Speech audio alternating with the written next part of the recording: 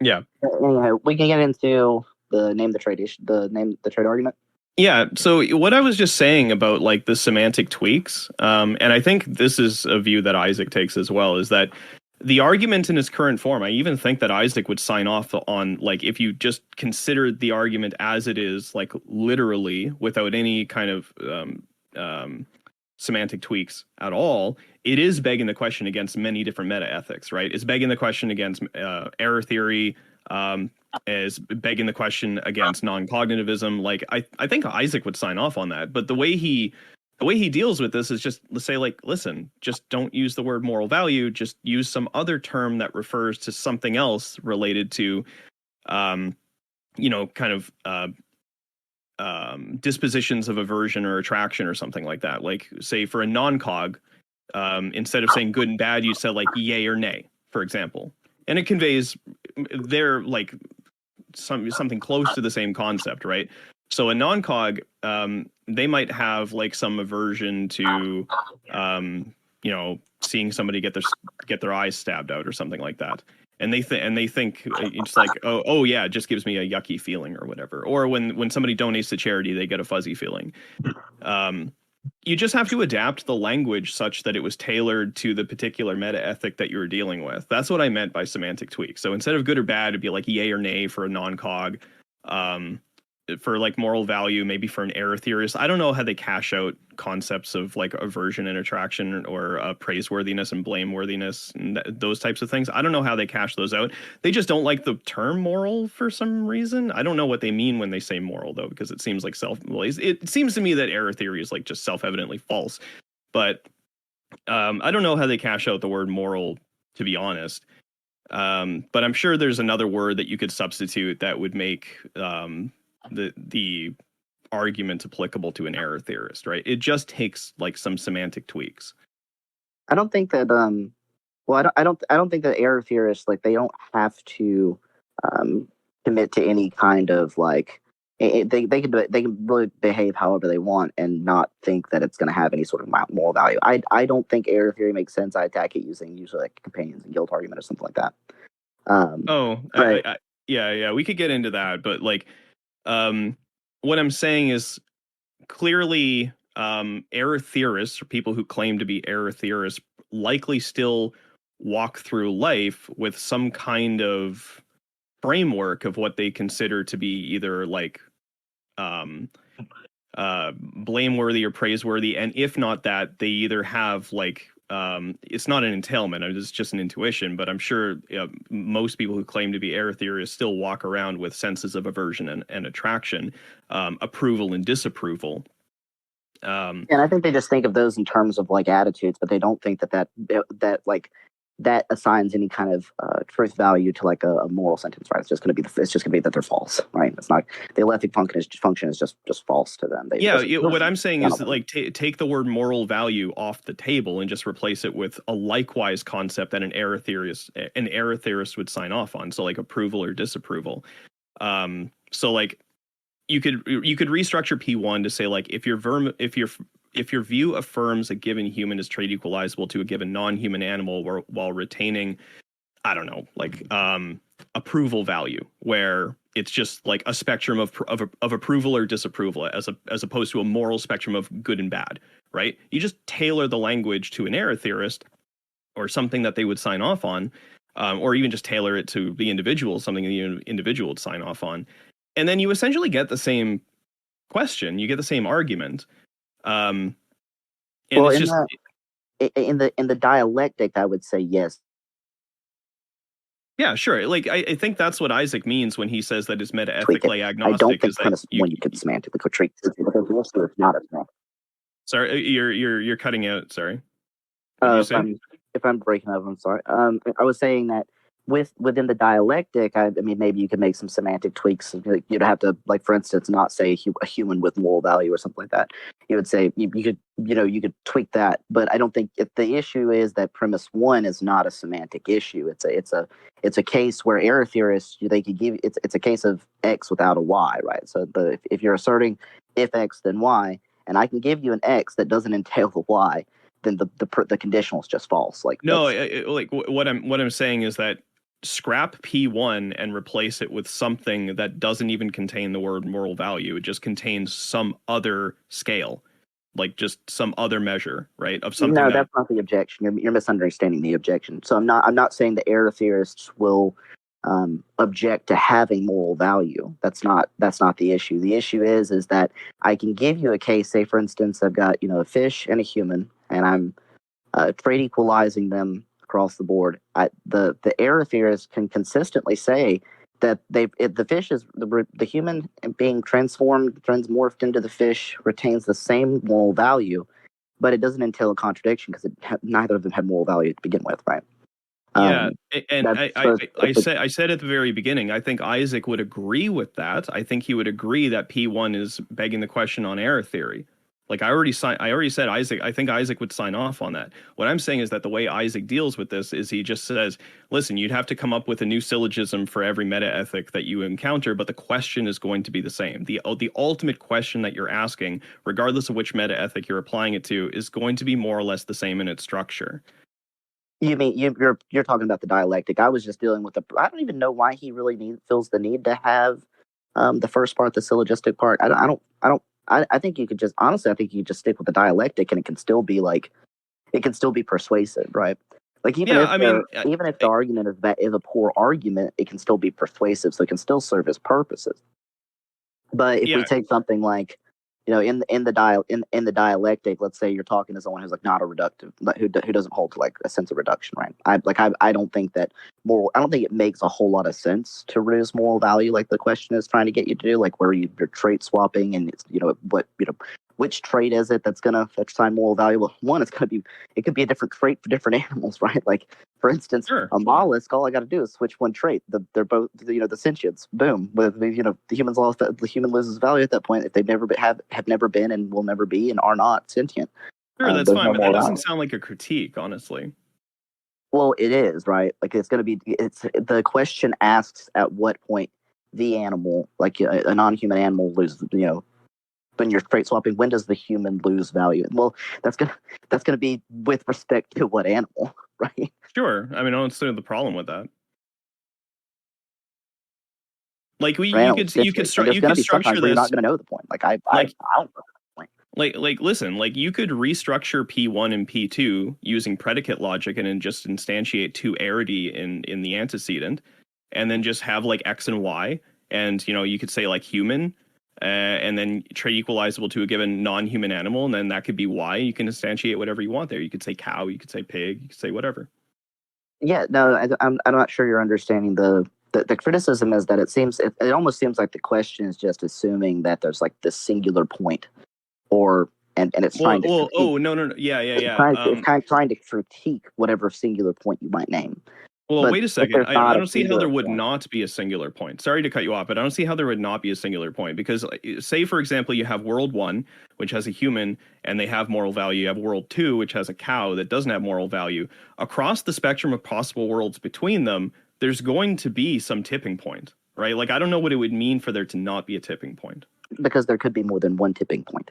There could be several of them. There could be several ways, and in the same way that, like, think of personhood. Personhood is like an amalgamation of a lot of different qualities, right? And I might not know all of the sufficient qualities, and I might not. And just a second. And I might not know all the sufficient qualities. But if you lose one of those sufficient qualities, say for instance you lose. Sorry, you cut out. Lost personhood, right? Like if you never had such, but there's other points presumably that. Okay, I might have to switch over my PC or something. It might be my phone. Well, so basically, personhood. If personhood is an amalgamation of different qualities, right? If I lose any given one of the qualities, I could lose personhood. Correct? And so I don't think Isaac would disagree with any of this. I don't think Isaac would disagree with any of this. You would just that just entails with more than one point, right? No. I don't think he would disagree with any of this, but I think what he would say is that somebody positing, like the points plural at which the human loses moral value or the cow gains moral value or whatever, that would just be, you could just instantiate that as a stack of traits using exclusive disjunctions and disjunctions and whatnot. Oh, okay, you dropped. Yeah, it's all good. So I think what Isaac would do here, I don't want to. My phone's fucking up, man. No, it's all good. So I think what Isaac would do here is like I don't even think he would deny that. I think he would just say, listen, you could give a disjunction of traits, and if any one of them are met, where an individual thing in the disjunct could be like a conjunction of traits, you could cobble something together that was incredibly like long and complicated. I don't think he would say that isn't a possible answer. Like you can have a disjunction of traits, and you can have some of the traits in that disjunction be conjunctions of traits or exclusive disjunctions of traits or anything. I don't think he would find an issue with that. I don't think there's an issue with that. Well, but the issue, as I was pointing out, was that there could be more than 1 point, and I just addressed that. But you said that you don't think that there could be more than 1 points, right? So like, oh no, okay, wait, yeah, there could be more than 1 point, but you could just instantiate all of them as a disjunction. I don't see what the problem is there. Well, I'm just asking. So you're now saying that there could be more than 1 point? There could be more than 1 point. Yeah, sure. Yeah, all I'm saying is that there exists a tipping point. That's all I'm saying. That doesn't preclude there being more than one tipping point. Yeah, no, that's fine. But the idea here is that the tipping point is one. There could be more than one tipping point, but there could be more than one tipping point for more than one animal, right? So, like for any given animal, we got lots and lots of different animals. There could be different tipping points for each one.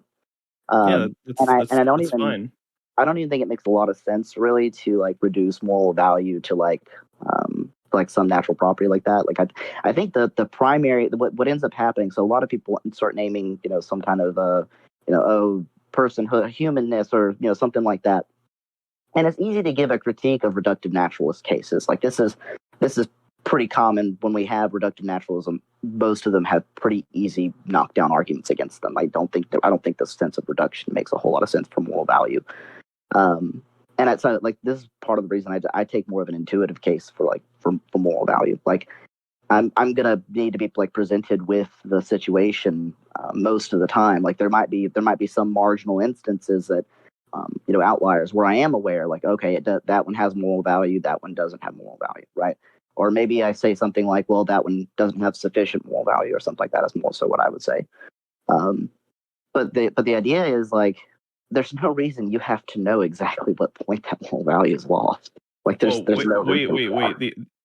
At no point is it assumed that you must know. It is. Then if you read the dialogue tree.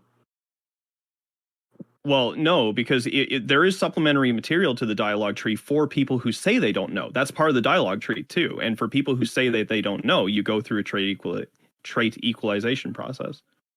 Yeah, if you read the dialogue tree and you say, well, I don't really know what point moral value is lost, right? Like what's the end of that? All it says is you've been reduced to absurdity. Like it treats that view, me not knowing what point, as being absurd, which is kind of I mean so I would sign off on that personally based on my intuitions, just because like if somebody is like murdering, or if somebody is signing off on murdering billions of sentient creatures, or ending the lives of billions of sentient creatures, and they can't even identify why they think it's okay to do it, I do think that's pretty cringe, and I would just say that their position would be reduced to absurdity. I would sign off on that personally, but there is additional material for Name the Trait. I can't remember. It's on Isaac's Google Drive. You can find it, and there's also a whole video where he goes over it.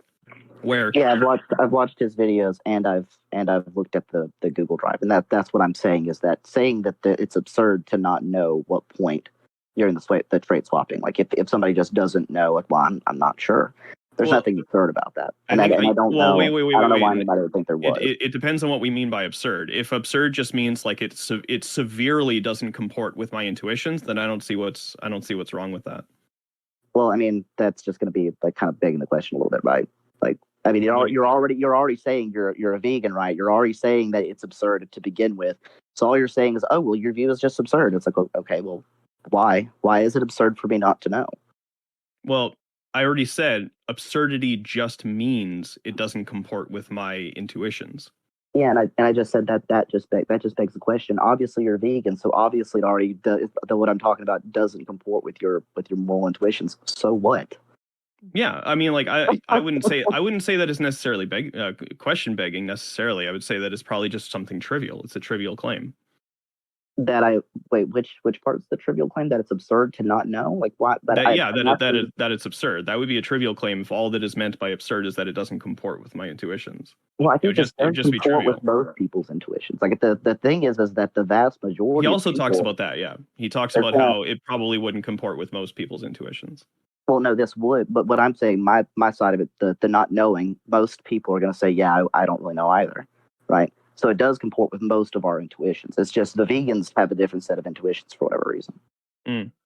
Right. So like most people are going to say, I don't know, right? I'm not sure about like where I'd have to try. And I think actually you probably don't know either. Let me give you an example. Like presumably you, if you were given, like if I had a fish on one side and a person on the other side, and you could only save one of them, right? One's going to fall into fire and be burned for all eternity into some kind of hellfire or something.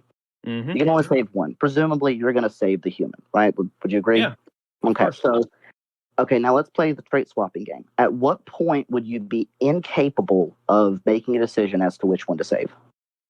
What incapable is like you mean like they would be equal to the point where equal moral value? You would have no idea which one to rescue. What's the trait? Yeah, I mean, we'd have to just have to go through a trait equalization process. If it's absurd for you to not know, then it's strange that you have that. Yeah, so, well, I mean, if it's absurd not to know, you should very quickly have been able to produce an answer there, right? But it's not that absurd. It's not going to be an issue to not know. Okay, so you've convinced me.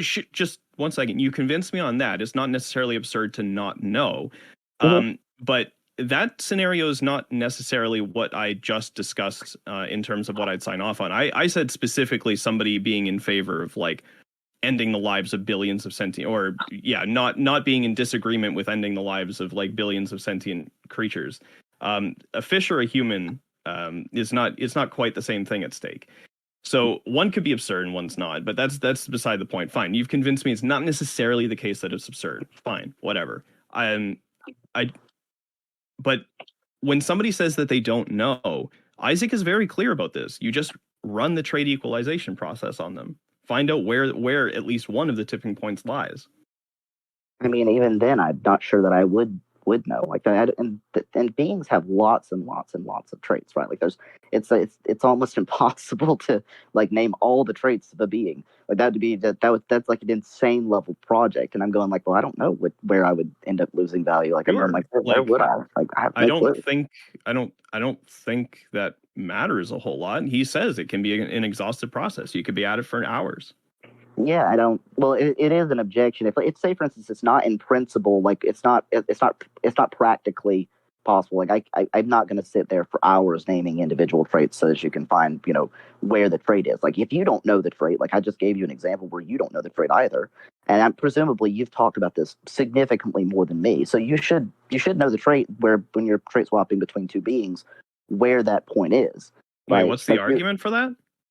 Well, what's the argument for which part? That I should know what the trait is? Well, because you said it was absurd to not. Well, wait, but I literally just told you that I don't hold that view anymore. Okay, cool. That's fine. So, but presumably, like you're saying you don't know, you actually agree you don't know where the moral value is lost. I don't know where the moral value is lost. Now, if it's this exhaustive process where we go through, like, would it make sense for you and I to sit here for hours on end and trait swap between a fish and a human and try to determine where that point is with you so that you can know it? And is it even going to happen? Like, are we actually going to, in practice, is it going to work for me to do that with you? Well, the first question I don't understand, and the second question is just an empirical claim or just an empirical question. I don't know the answer to the second question, but the first question, I'm not sure what's meant by makes sense in that question. Is it? If I'm asking whether or not it's going to actually work, are we actually going to get to a point where during the trait swapping process? It's an empirical question. I don't have the answer to that. Depends on the people involved in the dialectic.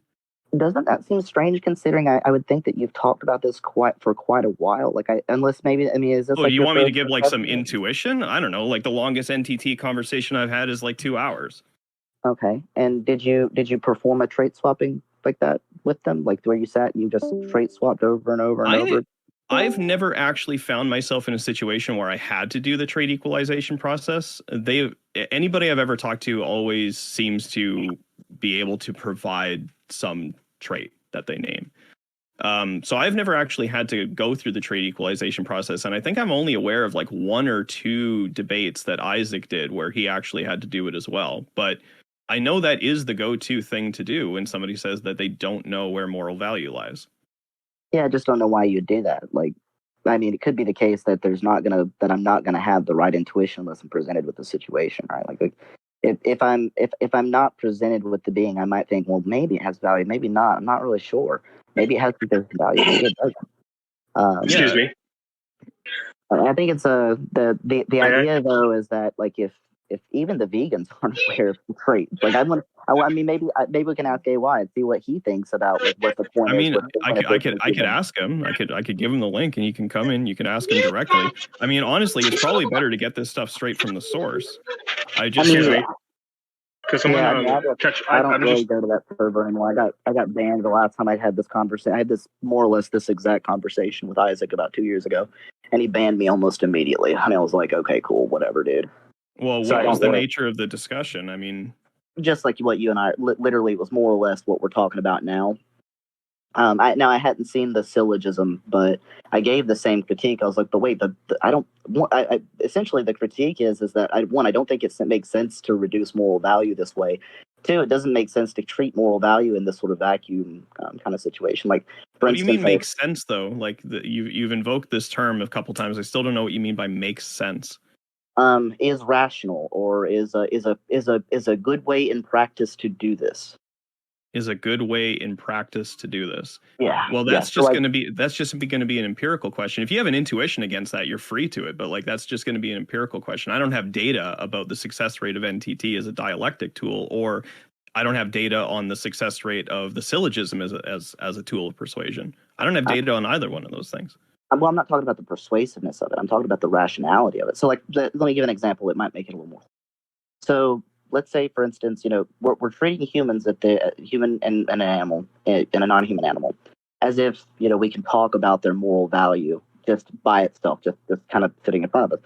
But it's not. That's not really how our moral intuitions work. As an example, well, wait. If I'm shipwrecked, right, and I've only got one source of food on that island, and it's another person, their moral value, their value is going to have a substantial consideration against it, right? Like I'm gonna eat them. I'm gonna eat them. Like so treating moral value in this sort of vacuum where it's like only assigned to some given trait or something like that. I don't think that I don't think that's how we assess moral value. I don't think that's how anyone does it. I'm at the risk of repeating myself, but again, like you're free to have that intuition, but that's an empirical question. I don't have data on that, and I don't think you do either. I don't know why I would need data on that. Well, you're saying this is not how you're saying this is not how we morally reason, or this is not how we morally think. Those are empirical questions. Well, I'm talking about within the field of ethics. I'm not talking about, and I mean, even with any given person, like I don't know why that would be important. How many people do this? I think you probably have the same kind of intuition I do about this, but I mean, no, I don't have some kind of study I can go grab for you, but I don't know why that would be relevant. I think it just ignores the point rather than actually responding to it. Well, I'm just still not clear exactly what is meant by this is not how we morally reason, or this is not how we morally think, or however you phrase it. I'm not quite sure what that means. What are you trying to communicate there? That when you and I are dealing with some sort of ethical dilemmas or situations, they're not in a vacuum. Simple as that, right? So, well, wait, what's the argument for that? I don't know. I don't know why I would need an argument for that. I mean, presumably you think that proposition is justified, right? Well, I gave you an example. Do you agree that example is correct? Like I've seen AY do this whole what's the argument for that? But when I just gave you an example, did you object to the example? I just want the argument. Like, what is it? What like? Okay, Well, so I gave you people an people do example. not weigh up moral sort of moral dilemmas in a In a vacuum. vacuum. If by vacuum you just mean hypothetical. No, not a hypothetical. What I mean when a vacuum, I mean without any sort of context happening around it. So, like for instance, when I'm weighing the moral value of a human versus a non-human animal, there could be some context relationship that's important, right? So the moral value is not just going to be reducible to like just some set of traits about some being, right? Right. Like, So it just sounds like you're actually just saying hypothetical. It's just that's not what I said. I hypothetical where just the negated context that. isn't divulged. I literally just negated that. It's not about No. I think you're actually talking about a hypothetical. It's just a specific type of hypothetical where the context isn't divulged. Yeah, so it has nothing to do with the hypothetical, right? So because like the example I gave as the exception was a hypothetical, so it can't be the case I'm just objecting to hypotheticals. No. I'm not saying that you're objecting to hypotheticals. I'm like, what? Okay, just you were saying that humans or like people or whatever you just used the word we, like we don't morally reason like this or we don't morally think like this, and then you said by that you just meant we don't like morally reason in a vacuum, and by that you said we don't morally reason without context. And I take that to like, okay, we don't morally reason without context. So I mean, say we were morally reasoning with context. What is that if not imagining a hypothetical? Well, that's what I said. The example I gave was a hypothetical. I'm not objecting. Okay, that's fine. Yeah. So what you mean when you say that we don't like morally reason this way is that we don't weigh up like moral dilemmas or moral situations, or we don't apply our ethics like in contextless scenarios. Yeah, we don't just talk about more or less. We don't just say like, oh, this being has value, this one doesn't. What's the difference? It's like, well, there's going to be there's going to be a different set for different animals. There's going to be a different set for different situations. There's going to be like a person could have more or less moral value based on some sort of situation as well. I don't think there's anything about name the trait that precludes the addition of contexts. Well, if it's a trait about the being, I mean, like that's kind of a pretty strong presumption, right? Right, but like I don't think Isaac would agree that just because in a contextless scenario something has moral value over another or something doesn't have moral value over another, that something's moral value can't be on a sliding scale or something like that. Like I don't think you would sign off on that. I'm actually not entirely sure like what your objection is right here. Like you're saying I think it's pretty simple. So what it's fairly simple. Like for instance, you might say, okay, I don't think that we should eat chimps for the most part, right? For the most part, but there's going to be situations that I do think we should eat chimps, right? Yeah, I would agree. So for instance, if I'm on I'm in the Amazon and that's my primary food source, I'm going to eat the chimp. But for the most part, we shouldn't eat chimps, right? So if it's the case that, but that's nothing to do with the chimp. That has something to do with where I am and when I am, and not it has nothing to do with the chimp that changed the moral value there, right? So what I mean when I say we don't do this sort of in a vacuum kind of setup where we go, what's the trait about the chimp? What's the trait about the chimp? It's like, well, but the moral value of the chimp changed based on the situation I'm in. Hold on, and it had nothing to do with the chimp.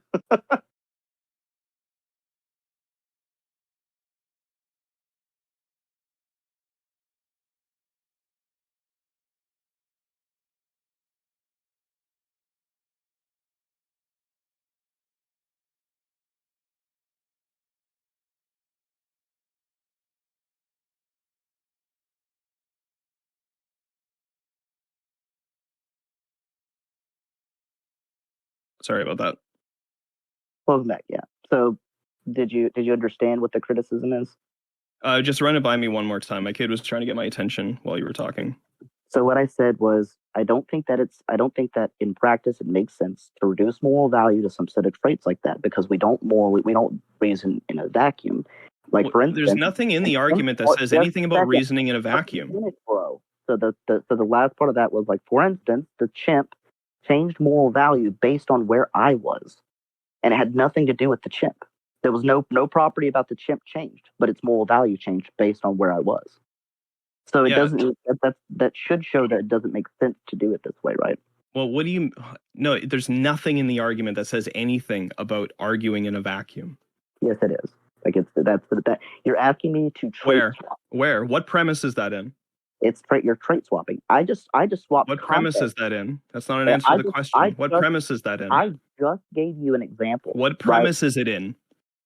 It's not a premise. It's just kind of a presumption. Oh, you're objecting to the argument by your objection to the argument is that people don't morally reason like this in a vacuum. Where in the argument does it say that we're doing this in a vacuum? Well, that's just what you're doing when you're trait swapping, right? Like I just gave you an example just now where I didn't change. Not necessarily. Where I did not change any trait about the chimp. I changed nothing about the chimp, right? But I changed the moral value of the chimp. Listen. You agree? No trait about the chimp changed. Where in the argument does it say that it needs to be argued in a vacuum? Well, that's what you're doing when you're trait swapping. That's what I mean. No, it's not. Okay. Not necessarily. Let me put it like this: did we just change the moral value of the chimp without? I don't care. I just want the argument. Did we change the moral value of the chimp without changing a trait of the chimp? Listen, where in the argument does it say? Look, I'll just wave away. I'm granting. Maybe I'm wrong about the vacuum thing. Fine, that's fine. But did we just change the moral value of a chimp without changing any property about the chimp? Give me the hypothetical again, please. So, for the most part, I don't think we should farm and eat chimps. But if I am in the Amazon and that's my primary food source, it's okay to eat a chimp. That's all I can eat. That's all I have to eat. It's okay to eat the chimps, right? Yeah, not a single thing has changed about the chimp. That's compatible with NTT. But the moral value of the chimp did change, right? So like now it's not valuable enough that I wouldn't eat it, right? That's no. The moral value of the chimp. The moral value of the chimp doesn't actually necessarily have to change. The moral value of something else could outweigh it. It could be superseding. It doesn't have to change. I think that the chimp has like less moral value based on where I'm at. Like I think that's important. Well, wait, but wait, it's not an entailment that it has less moral value. Yeah, I mean maybe from your view, I think that's well. You're not saying that somebody could maintain the same moral value, but then there could just be superseding moral value, and then that moral value is going up, and it becomes superseding. Like you say, like that doesn't comport with your intuitions. That seems like a pretty straightforward concept to me. Yeah. Well, what's the argument for that, man? Okay, we have a chimp. And we have a chimp and a human. They both maintain their moral value, but if we don't kill the chimp, the world blows up. So now we're weighing the moral value of several billion people over a chimp. The chimp's maintaining the same moral value, but the moral value of the situation is such that there is superseding moral value. That seems pretty straightforward to me. I mean, like my intuition is a little different about that. I do. I mean, then yeah, it's probably just a semantic disagreement. I'm just saying that I don't think it's entailed that the chimp has changed moral value. Well, but if I'm in favor of eating, some kind of animal or something like that, like in given like situations, it seems like that's going to be an important thing to be able to bring into a name of the trait argument, right? And but I didn't change any trait about the beings, right? Like there was nothing that changed. I'll explain to you where I was going with the vacuum thing. If you actually read premise 1, there is room for context, right? Because it's specifically referring to your view. So your view with respect to whatever is encapsulated in your view. So your view could be your view in context A, your view in context B. You could name the trait on the same animals, same person, same non-human animal in different contexts based on your view, right? Like I said, you could restructure this in predicate logic and assign 3 arity and have your view as X, and you can assign whatever you want to it. So trapped on a desert island in a vacuum, you can do whatever you want. I don't see how that's necessarily incompatible with what's being said. So the issue is that like I said, all I did was I moved where I was, not anything else, and it changed the value. In my mind, it changed the value of the chimp. The chimp no longer has sufficient moral value for me not to eat it. It does have sufficient moral value for me not to eat it right now. It didn't have it there. I'm going like, okay, well, I just didn't swap a trait, And so, and all the point was to make that, was to say that I don't think moral value is reducible to traits like that, right? I don't think that's true. And that's a presumption in the dialogue, in the dialectic, that you're going to be trait swapping, and at some point the moral value is going to reduce to those traits, and I just don't think that that's true. Well, wait a second. Just give me a second. So if your view affirms that if your view, and view could mean in a particular context, if your view affirms a given human is trait equalizable to a given non-human while retaining moral value, then your view can only deny the given non-human moral value on pain of P and not P. So if your view affirms that a given human is trait equalizable to a given non-human animal while retaining moral value, I'm talking about the dialectic, not that part, not the syllogism. Okay. Yeah, I mean the dialogue. So like in the dialogue, you're trait swapping, and I'm all I'm saying is I don't think it makes sense to reduce moral value to traits like that. And I just gave an example as to why. I just don't think it makes sense. And by make sense, you mean it just won't be like an effective persuasion tool? It's gonna definitely. It's actually. I find the argument, even though I don't find it a very good argument, I find it a very persuasive argument for some people. What I mean is that it's going to cut against our moral intuitions when we start analyzing it, like in the example I just gave.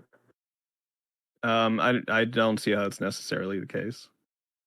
I mean, I don't know how to persuade you other than just give you the example again, right? Like, so if I can change something else, and the moral value is no longer sufficient for me not to eat it, right? Then it's not just reducible to the traits about the animal. Like I changed something that was nothing about the animal. What I'm denying is that changing the context. What I'm denying is the claim that changing the context necessarily is modulating the value of the animal. It could be modulating some other value. In fact, that hypothetical might not even be interacting with the argument or the dialectic. I think it is. I'd have to think about it some more, but it seems like there's something fishy going on there to me. Well, all that's happening is we're looking for a point at which the human and the animal, as we're quote unquote trait swapping them, we're looking for a point where the human no longer has sufficient moral value for me not to eat them. But that built into that is that there's an assumption that there's something, that there are traits, like some qualities about these two beings that accounts for that. But I just gave you an example where the account wasn't a trait about the chimp, right? Whether or not it was capable, whether or not we could eat it, whether or not it was okay to eat it, right? So I gave you at least one example that's not a trait that made it okay to eat something and had nothing to do with like a trait. So all I'm pointing out is that the argument assumes that we're reducing this moral value, whether or not it's okay to eat something, based on traits about the being. And I don't think that that's what in practice what we do, and like it cuts against our intuitions on the topic. Just let me think about this for a second. Okay. I'll be right back. I'm right here. I'm just gonna mute my mic. You're good.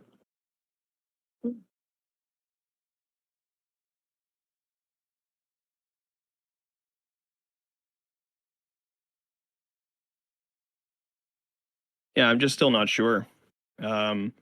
So the scenario is like you're on a desert island and you have like yourself and a chimp. No. I gave the example of like I live in the Amazon. That's my primary food source that I have available to me. Like, there's, for the most part, I don't think it's okay to kill and eat chimps for the most part, like where I live and those sorts of things, because I have plenty of other food sources. But if I live in the Amazon and that's the main food source that I can get access to, then I'm gonna be able to eat chimps. And so I've changed nothing about the chimp, right? There's nothing that changed about the chimp, but whether or not it was okay to eat it changed. And all I'm saying is this is just a critique of the idea that moral value is reducible to like the set of traits about the moral value that's relevant to it being eaten. That is going to be reducible to like the set of traits, right?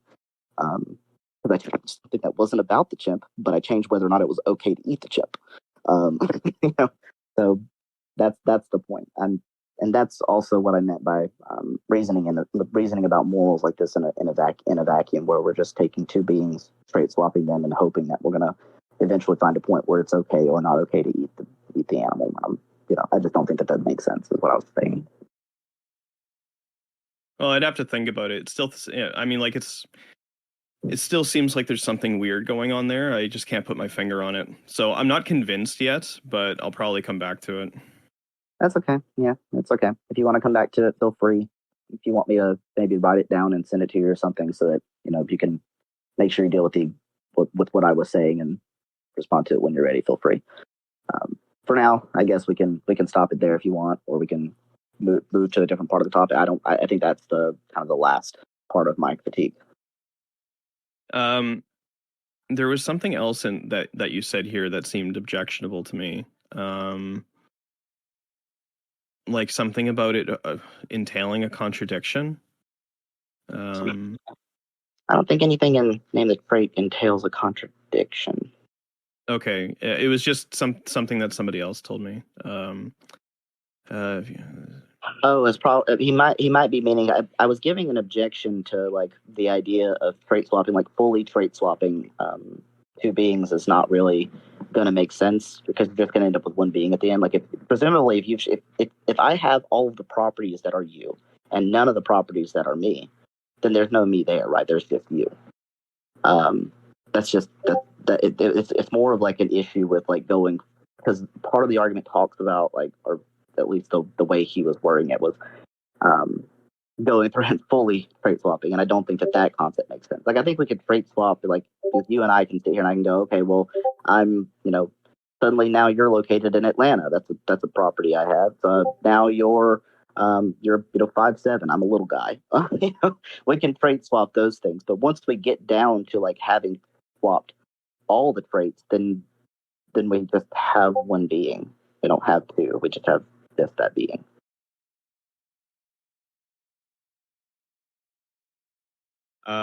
Yeah, that might not be quite how I understand it. I understand it as being like a possibility space between like two worlds. That's what I understand like the trait equalization thing to be. So like we have possible world A and possible world B, where A contains a human, B contains a cow, and then we have a possibility space of like combinations of traits between them. And we're just trying to isolate which or however many of these possible worlds moral value turns on.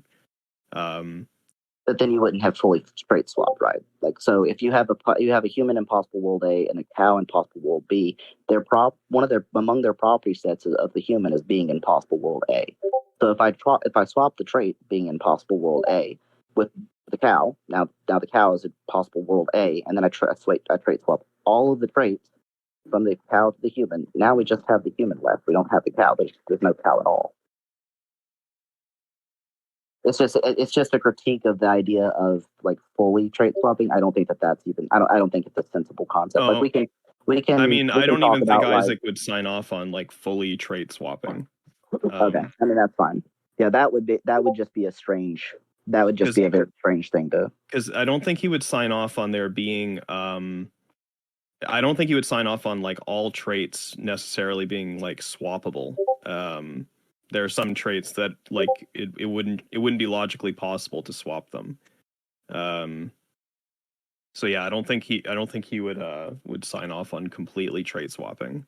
Again, like I'm not an expert on this. Like I'm not an expert on this at all. But by the ones that you don't think are logically possible, do you mean something like about their essence, like is that what you're saying, or are you saying something different? Like for example, the trait of being in World 1. The idea with the trait equalization process is that in the possibility space between them, certain traits are falling off of one and certain traits are falling off of the other, or certain traits are being added to one, certain traits are being added to the other.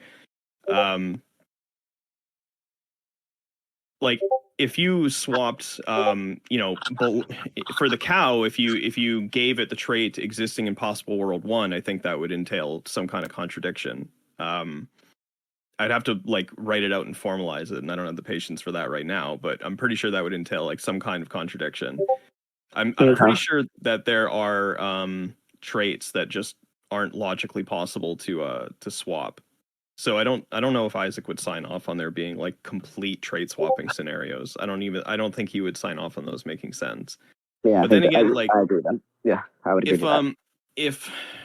But if Isaac banned you, I mean, he would probably have like very little interest or very little motivation to continue any discussions. I talk to Isaac almost daily. Yeah, I'm not really.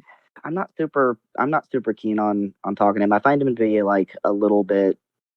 I'm not trying to be mean because I have tried to like him because honestly I find him like he's dorky cute and I'm really into dorky cute guys. It's like fucking hot to me, but I just can't find myself liking him because he's just so mature. I just don't find his conversations are a little Darth Dawkinish. There are others on the server that aren't like that that'll have very polite. Like you've been perfectly polite here, as an example, and I don't think you've been immature at all. But some of his conversations, I've noticed he does. He kind of handles them very similar to Darth Dawkins, and I don't think that's conducive to having a good conversation. So that's why I don't really interact with him more so even than being banned. But I also don't want to get banned again because I really like coming in there and just listening in on the discussions every once in a while. I don't listen to the Name the Trait ones as much as I enjoy the philosophy ones, like with Bryn and a handful of others that have been in there. Like Dog was in there the other day talking about philosophy. I enjoy that. I think I can kind of explain. I mean, like, I don't have those intuitions about Isaac at all. I talk to him every day, and he seems like completely affable to me, to be honest. And I've watched his debates, and the times at which he engages in behavior that I think you're referring to, I sympathize with him on those. So I have different intuitions about his conduct. And also I think I can kind of explain it. He is extremely protective over his time. He will tell his best friends to like just stop talking about certain topics because he doesn't want to waste any time on them. Like I'll try to strike a conversation with him and he will retort with, I have zero interest in this conversation, and then the conversation ends. And he does that because he's like extremely protective over his time. He wants to maximize the amount of utility that he can get out of his life. So engaging in conversations that he doesn't find like interesting or fruitful or whatever, they're just not happening, right? So when people are like being evasive or he's interpreting their behavior as being evasive, like he just gets protective over his time, and he's like, okay, like, yeah, you seem like a bit of a time waster. I'm not going to tolerate that. So you're either going to answer the question or you're going to get booted. I understand what you're saying. I think that's symmetrical with what I said, though. I think it's kind of he strikes me as a dick, and I don't want to engage with somebody who acts like that, right? So it's pretty simple. It's like I understand he's protective over his time. It's like yeah, okay, cool. But I'd say in the same way that I think Darth Dawkins does. He does some similar stuff. He's but I find him a little overly irritable, and it's not mature, and it's not a good way to have a conversation. I'm completely uninterested in whether or not he likes to maximize his time. Like that's completely okay, cool, thanks. What does that have to do with whether or not I want to engage with somebody because I wasn't trying to convince you of anything. I was just offering an explanation for his behavior. But yeah, I do have some people who are a little bit more kind of knowledgeable on Name the Trait even than I am. I personally I don't know exactly why I was solicited for this over anybody else. Like even Avi or Aputa or any of the other people in this space who are really savvy with the argument. I don't know. But, I mean, were you already on the server, or did you get invited to the server? I don't know. I don't know why. I have no idea. I got invited to the server because I was given some like screen caps that I guess, like, I don't know if they were out of context, but I found some of the contents of them objectionable and was like, okay, I think these can be resolved, and I volunteered to come in and talk about it. But we're getting into things now that it's kind of like at the limits of my knowledge when it comes to Name the Trait. Honestly, I think like the best thing to do would probably just be to solicit the source for some more clarification about the subject and talk to Isaac himself. I'm not sure how interested he would be, but there are people who are just as knowledgeable on the subject. Like you could talk to Avi about it. I don't know if you have any interest in that. He's very affable in conversation. Maybe I'll take it into consideration. I sort of I think Jack Ingstruck once brought up a similar critique of like the trait swapping and more or less said something like, that's just not how we do that. Like, that's just not how we determine whether or not something has sufficient moral value to be eaten or not. Yeah, for that, like I think I would just say like I would need like some kind of argument. Well, the argument is if you have agreed to the example that in one instance, the chimp is, sufficient moral value that I wouldn't eat it. Like, and where I live, think it has sufficient moral value. I don't need to eat the chimp. But if I were in the Amazon, the chimp does not have sufficient moral value that I ought not eat it. And so I've swapped something. I just not anything about the chimp, right? And I've changed whether or not it's okay to eat it. And so it's like if you agree that situation works, and I've not changed a trait about the chimp, but I've changed whether or not it's okay to eat the chimp, then it doesn't make sense to pretend that like whether or not we should eat something is reducible to some trait about the animal. But now you need to eat a chimp to survive. So isn't that a trait? Well, but it's not about the chimp, right? I mean, Sure. It could be. Well, wait, it doesn't necessarily need to be a trait about the chimp. It just needs to be a differential property, right? So you being in a state of desperation could be a differential property that accounts for the differential moral attitudes. Yeah, like your starvation is going to be reason giving to eat the monkey, but I think that what Name the Trait does is saying that if you value like human beings based on certain traits and the chimp has this trait too, then this would act as also a reason giving to not eat it. Yeah, what I'm getting at is that there's no the dialectic assumes that we're going to be trait swapping something about the chimp with something about the person, right? Yes. And we're trying to find a point where the person loses enough moral value that it's okay to eat it, right? But I gave an example where I didn't swap a trait about the. Yeah, you don't need to swap a trait. Yeah, you just change the circumstances, right? But wait. He doesn't. You don't need to change a trait about the chimp. That's the thing that's like kind of tripping me up right now. Is like you don't need to change any traits about the chimp. All you're offering is a differential property. So now the human here has an additional property that is differential between them, and that's like a state of desperation, for example, and that property accounts for the differential attitudes toward the two animals. So now it's really not clear to me that you're not changing properties. Like maybe you're not changing a property about the chimp, but you certainly are changing a property about the human. And all Name the Trait is basically asking for is not a trait about the chimp, but a differential property between the human and the chimp. Yeah. So now I'm pretty sure that what you're saying is actually reconcilable with Name the Trait. So it's definitely not. But let's talk about it really quick because I think you may have misunderstood it. The idea is that if I'm trying to change the value of the human, right? I think in where I live right now, both humans and chimps have sufficient moral value that I wouldn't eat either of them, right? But if I can change a property or I can change something that's not a trait about a being, but I can change whether or not it's okay to eat that being, right? I've changed nothing about the being, but I've made it okay to eat it. Then it's not going to be the case that whether or not I eat something is just reducible to some trait about that being, right? That just follows. Well, no. It's reducible to a differential property between the two beings. No, I didn't change anything about like I literally didn't. I didn't take one property that one has and give it to the other. I didn't do that. No, but you gave one an additional property that accounts for the differential attitude. That's my point. I mean, it's a different thing, but it wasn't a trait swap, and that's the point. The argument assumes that you're swapping traits, and that's going to be the account. Yeah, he's swapping circumstances. It sounds like. Well, he's swapping circumstances, but the circumstances are just like a prelude to some trait applied to one of the beings in question. Like the circumstances are actually tangential. Or like you could just say, if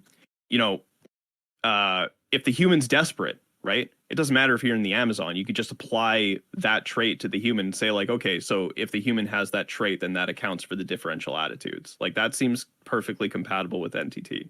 I would just try and argue against that by equalize. Like in your view, it sounds like you would say, all right, a human being that's able to provide for themselves and stuff like that. At this juncture, them and the monkey both they both ought not be eaten or something like that.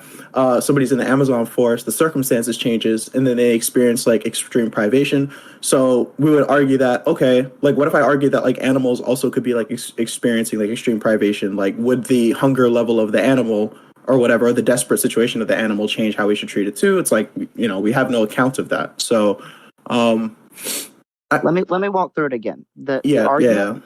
Let's go through it again. So the assumption in the trait swapping process is that the account for whether or not it's okay to eat a being is going to be a part of the property set that being has. It's going to be a differential property between them. Isaac's pretty clear about this too. It's going to be a differential. Let me go through the whole thing. So like you can use the same. That's a semantic difference. A differential property. A trait about it is a differential property. About a trait about either one of them. It's an important distinction. It's a trait about either one of them. Could be a trait about the human or the animal. I didn't swap a trait between the human or the animal. I didn't swap any traits between them. You don't have to necessarily like you could be adding a trait. You could be all because like think about it. It's name the trait, not swap the trait. Like you're naming a property that one of them has. You're naming a property that one of them has that is a differential property, something that's true in one world and not the other, that accounts for the asymmetrical attitude. That's all it's asking for, right? Well, let me just walk through it again really quickly and but uninterrupted, and then at the end of it, then you're welcome to respond. But I just want to, I'm trying to bring Bob up to speed. So in the trait swapping, there's an assumption that there's some trait about either one of these beings that I can change and exchange, and it's going to somehow change the moral value of that being, or make it sufficient enough to where it's okay to eat it, and when it's not normally okay to eat it, right?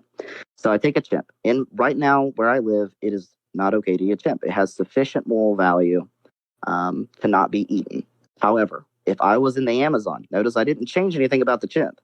So the account for the chimp's moral value, whether or not I can eat it, had nothing to do with the change in it right there.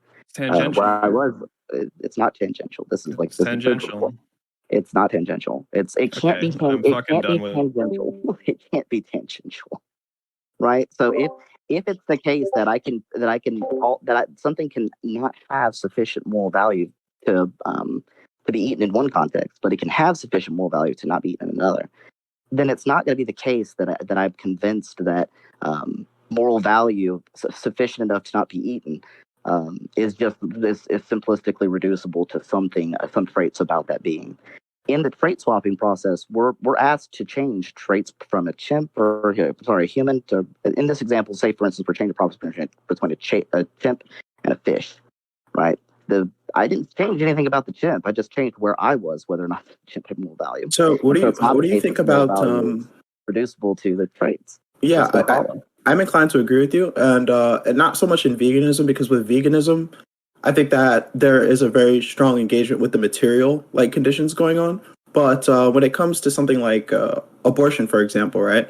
A lot of people are into trait theory, sort of like name the trait about fetuses, right? They want to say that because the fetus has some commonality to us, like the fully grown being, that is reason giving to not kill it.